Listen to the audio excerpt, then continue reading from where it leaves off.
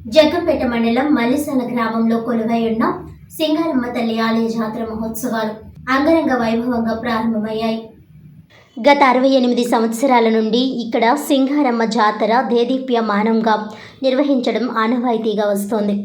ఈ సందర్భంగా ఆలయ కమిటీ చైర్మన్ తొట్టిపూడి నాగేశ్వరరావు మాట్లాడుతూ ఈ నెల 14వ తేదీ నుండి 18వ తేదీ వరకు ఆలయం వద్ద తీర్థ మహోత్సవాలు జరుగుతాయని తెలిపారు. ఇక్కడకు వచ్చే భక్తులకు అన్ని సౌకర్యాలు ఏర్పాటు చేశామని ఆయన తెలిపారు. ఉభయ గోదావరి జిల్లాల్లోని ప్రజలతో పాటు రాష్ట్ర నలుమూలల నుండి సింగారమ్మ తల్లి దర్శనానికి భక్తులు అధిక సంఖ్యలో హాజరవుతారని, కోరిన కోరికలు తీర్చే తల్లిగా ఈ ప్రాంతంలో ప్రజలు అమ్మను కొలుస్తారని, ఎన్నో ఏళ్లుగా ఈ ప్రాంత ప్రజలను కాచి కాపాడుతున్న దేవత అని తెలిపారు.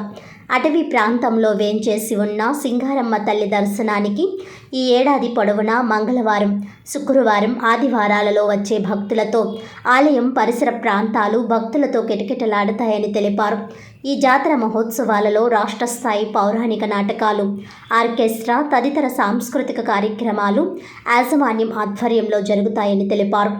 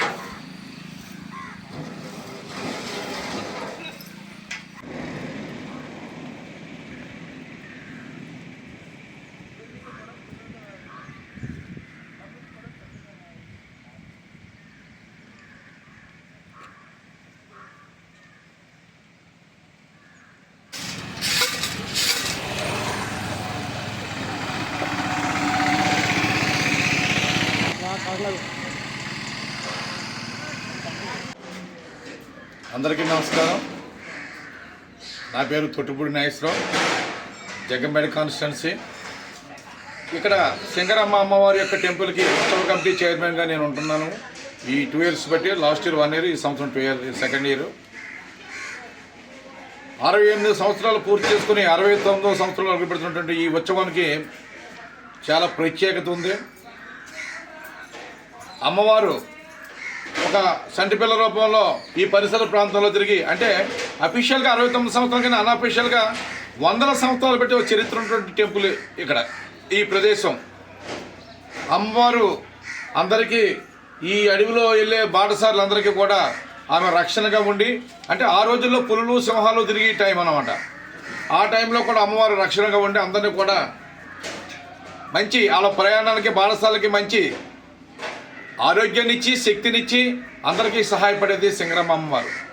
మరి అటువంటి అమ్మవారు ఇవాళ ఇక్కడ అటు కర్ణాటక స్టేట్ కానీ, ఇటు తెలంగాణ స్టేట్ కానీ, అటు ఒరిస్సా స్టేట్ కానీ సుదూర ప్రాంతాల నుంచి ఈ అమ్మవారి తీర్థానికి వస్తారు. చాలా గొప్పగా జరిగే ఈ జాతర కార్యక్రమానికి ఈ జిల్లా నలుమూలల నుంచి కూడా అందరూ కూడా సమిష్టిగా వస్తుంటారు.